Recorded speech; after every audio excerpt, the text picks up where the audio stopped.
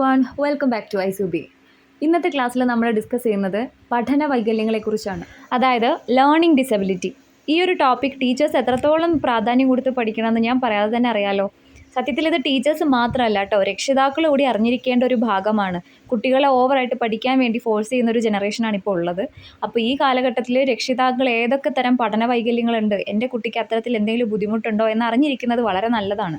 അപ്പോൾ ചുരുങ്ങിയ സമയത്തിനുള്ളിൽ നമുക്ക് ഈ ടോപ്പിക് എന്താണ്, ഏതൊക്കെയാണെന്നൊക്കെ പഠിച്ചെടുക്കാം. So let start the class. എന്താണ് പഠന വൈകല്യം? പഠനത്തിൽ അന്തർഭവിച്ചിരിക്കുന്ന അടിസ്ഥാനപരമായ ഒന്നോ അതിലധികമോ മാനസിക പ്രക്രിയയിലുള്ള തകരാറാണ് പഠന വൈകല്യം. അതായത് പഠനവുമായി ബന്ധപ്പെട്ട മാനസിക പ്രക്രിയയിലുള്ള ഒരു തകരാറാണ് പഠന വൈകല്യം. അടുത്തത് ഇമ്പോർട്ടൻറ്റ് പോയിൻ്റാണ്.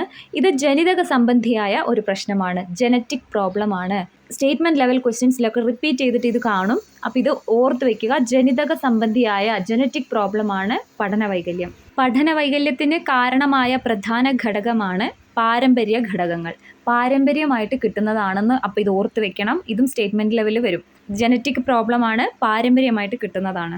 മാത്രമല്ല കേന്ദ്ര നാഡീവ്യൂഹത്തിൻ്റെ പ്രവർത്തന വൈകല്യം മൂലം സംഭവിക്കുന്നതാണ്. കേന്ദ്ര നാഡീവ്യൂഹം, സെൻട്രൽ നെർവസ് സിസ്റ്റം, ഞരമ്പുകളുടെ പ്രധാനപ്പെട്ട നമ്മുടെ ഞരമ്പുകളുടെയും പ്രശ്നത്തിലൂടെ ഇത് വരാവുന്നതാണ്. പഠന വൈകല്യത്തെക്കുറിച്ചുള്ള ഡെഫിനിഷൻ ഒന്ന് നോക്കാം. ഭാഷ കേട്ട് മനസ്സിലാക്കാനും പറയാനും വായിക്കാനും എഴുതാനും കണക്കുകൂട്ടാനുമുള്ള ശേഷികൾ നേടുന്നതിനും ഉപയോഗിക്കുന്നതിനും കാര്യകാരണ വിചിന്തനത്തിനായും വരുന്ന ഗൗരവതരമായ വിഷമതകളുടെ രൂപത്തിൽ അനുഭവപ്പെടുന്ന ഒരു കൂട്ടം വ്യത്യസ്ത വൈകല്യങ്ങളാണ് പഠന വൈകല്യം. പഠന വൈകല്യം പ്രധാനമായി 4 തരത്തിലാണുള്ളത്. 1 വായനാ വൈകല്യം, 2 ലേഖന വൈകല്യം, 3 ഗണിത വൈകല്യം, 4 സംസാര ഭാഷ അപഗ്രഥന വൈകല്യം. ഒന്നാമത്തേത് നോക്കാം, വായനാ വൈകല്യം. ഇതിനെ ഇംഗ്ലീഷിൽ ഡിസ്ലെക്സിയ എന്ന് പറയും. ഡിസ്ലെക്സിയ അല്ലെങ്കിൽ റീഡിംഗ് ഡിസോർഡർ. വായനാ വൈകല്യം ഉള്ള കുട്ടികളുടെ ലക്ഷണങ്ങളാണ് ഇനി പറയാൻ പോകുന്നത്. അക്ഷരങ്ങളുടെ ചിഹ്നവും ശബ്ദവും മാറിപ്പോവുക, അർത്ഥബോധത്തോടെ വായിക്കാൻ കഴിയാതിരിക്കുക, തപ്പിത്തടഞ്ഞു വായിക്കുക, വാക്കുകളോ വരികൾ തന്നെയോ വിട്ടുപോവുക, അക്ഷരം മാറിപ്പോവുക, ഇല്ലാത്ത വാക്കുകൾ ചേർത്ത് വായിക്കുക. ഇതൊക്കെയാണ് ഇതിൻ്റെ ലക്ഷണങ്ങൾ. രണ്ടാമത്തേത് ലേഖന വൈകല്യം. ഇംഗ്ലീഷിൽ ഇതിനെ റൈറ്റിംഗ് ഡിസോർഡർ അല്ലെങ്കിൽ ഡിസ്ഗ്രാഫിയ എന്ന് പറയും. ഡിസ്ഗ്രാഫിയ, ഡിസ്ലെക്സിയ എന്നൊക്കെ ഈ പേര് കേൾക്കുമ്പോൾ കൺഫ്യൂഷൻ വരാൻ ചാൻസ് ഉണ്ട്. അപ്പോൾ ഇങ്ങനെ ഓർത്താൽ മതി. ഡിസ്ഗ്രാഫിയ, ഗ്രാഫിയ നമ്മൾ ഗ്രാഫൊക്കെ വരയ്ക്കുകയല്ലേ ചെയ്യുക, അപ്പോൾ എഴുതുക വരയ്ക്കുക, അതിലുള്ള വൈകല്യം ഡിസ്ഗ്രാഫിയ എന്ന് ഓർത്താൽ മതി. ഡിസ്ഗ്രാഫിയ ഉള്ള കുട്ടികളുടെ ലക്ഷണങ്ങൾ എന്താണെന്ന് നോക്കാം. ലേഖന വൈകല്യം ലിഖിത പ്രകടന ശേഷിയെ മൊത്തത്തിൽ ബാധിക്കുന്നു. അതായത് കുട്ടിക്ക് എഴുതാനുള്ള കഴിവിനെ മൊത്തത്തിൽ ഇത് ബാധിക്കുന്നുണ്ട്. കൈയക്ഷരം, സ്പെല്ലിംഗ്, ആശയങ്ങൾ രൂപീകരിച്ചെഴുതൽ എന്നിവയിൽ പ്രയാസങ്ങൾ അനുഭവപ്പെടുന്നു. അക്ഷരങ്ങൾ, വാക്കുകൾ എന്നിവ വിട്ടുപോവുകയോ കൂട്ടിച്ചേർക്കുകയോ ചെയ്യുന്നു. അക്ഷരങ്ങൾ കണ്ണാടിയിൽ എന്ന പോലെ തിരിഞ്ഞു പോകുന്നു. അതുപോലെ തന്നെ എഴുത്തിൽ വൃത്തിയും വെടിപ്പും ഇല്ലാതിരിക്കുന്നു. സാവകാശം എഴുതുന്നു. ഇതൊക്കെയാണ് ലക്ഷണങ്ങൾ. മൂന്നാമത്തേത് ഗണിത വൈകല്യം.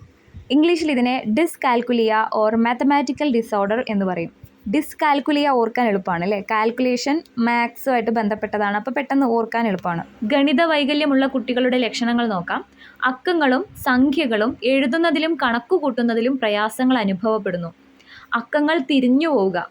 ഉദാഹരണത്തിന് 6ന് 9 എന്ന് എഴുതുക, 5ന് 2 എന്ന് എഴുതുക. അതുപോലെ മുൻപ്, പിൻപ്, വലുത്, ചെറുത് എന്നിവയിൽ ആശയക്കുഴപ്പമുണ്ടാവുക. അതുപോലെ തന്നെ ഗണിത പ്രശ്നങ്ങൾ മനസ്സിലാക്കുക, ഉത്തരങ്ങൾ കണ്ടെത്തുക, ഗണിത വസ്തുക്കൾ ഓർമ്മിക്കുക, സമയം, പണം ഇവ സംബന്ധിച്ച കണക്കുകൾ ചെയ്യുക തുടങ്ങിയ ശേഷികളെ പ്രതികൂലമായി ബാധിക്കുന്നു. സംഖ്യാബോധം, സ്ഥാനവില എന്നിവയിൽ വ്യക്തത ഉണ്ടാവാതിരിക്കുക തുടങ്ങിയ കണക്കുമായി ബന്ധപ്പെട്ട ഏതൊരു കാര്യത്തിനും ഇത്തരം കുട്ടികൾക്ക് ബുദ്ധിമുട്ട് അനുഭവപ്പെടും. നാലാമത്തേത് സംസാര ഭാഷ അപഗ്രഥന വൈകല്യം. ഇംഗ്ലീഷിൽ ഇതിനെ സ്പീച്ച് ആൻഡ് ലാംഗ്വേജ് ഡിസോർഡർ എന്ന് പറയും. കുട്ടികളുടെ സംസാരശേഷിയെയും ഭാഷാ ഉപയോഗത്തെയുമാണ് ഇത് ബാധിക്കുന്നത് കേട്ടോ. ഇനി ഇതിൻ്റെ ലക്ഷണങ്ങൾ എന്തൊക്കെയാണെന്ന് നോക്കാം. ശബ്ദങ്ങളെ അർത്ഥമുള്ള വാക്കുകളായി ഭാഷയായി തിരിച്ചറിഞ്ഞ് അപഗ്രഥിക്കാനുള്ള കഴിവില്ലായ്മ, സംസാരം ഉൾപ്പെടെയുള്ള ആശയവിനിമയത്തിനും തകരാർ സംഭവിക്കുന്നു. ഭാഷാ സ്വീകരണത്തിലും പ്രകടനത്തിലും ബുദ്ധിമുട്ട്, ഉചിതമായ വാക്കുകൾ ഉച്ചരിക്കാൻ കിട്ടില്ല, പഞ്ചേന്ദ്രിയങ്ങളിലൂടെ ലഭിക്കുന്ന വിവരങ്ങളെ അപഗ്രഥിച്ച് മനസ്സിലാക്കാൻ കഴിയാതെ വരുന്നു എന്നിവയൊക്കെയാണ് പ്രധാന ലക്ഷണങ്ങൾ. പക്ഷേ മുൻകൂട്ടി കണ്ടെത്തിയ ഉചിതമായ അനുരൂപീകരണ പഠന പരിശീലനങ്ങളിലൂടെ ഈ വൈകല്യത്തിൻ്റെ തീവ്രത കുറയ്ക്കാനാവുന്നതാണ്. അടുത്തതാണ് ഡിസ്പ്രാക്സിയ.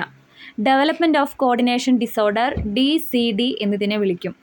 പഠനത്തെ നേരിട്ട് ബാധിക്കുന്നില്ലെങ്കിലും പഠന വൈകല്യത്തിനൊരു കാരണമാണ് ഡിസ്പ്രാക്സിയ. ഇത് ശാരീരികമായ കോർഡിനേഷനെ ബാധിക്കുന്നു.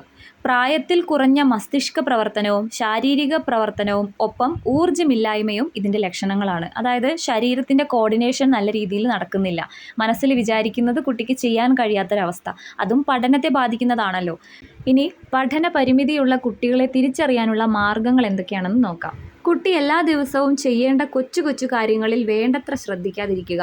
ആരുടെയും നിർബന്ധമില്ലാതെ ഒന്നും സ്വയം ചെയ്യാതിരിക്കുക. അല്പം മുമ്പ് പറഞ്ഞ കാര്യം പോലും സ്വയം ഓർക്കാതിരിക്കുക. സ്വന്തം നിലവാരത്തിനനുസരിച്ച് പ്രവർത്തിക്കാൻ കഴിയാതെ വരിക.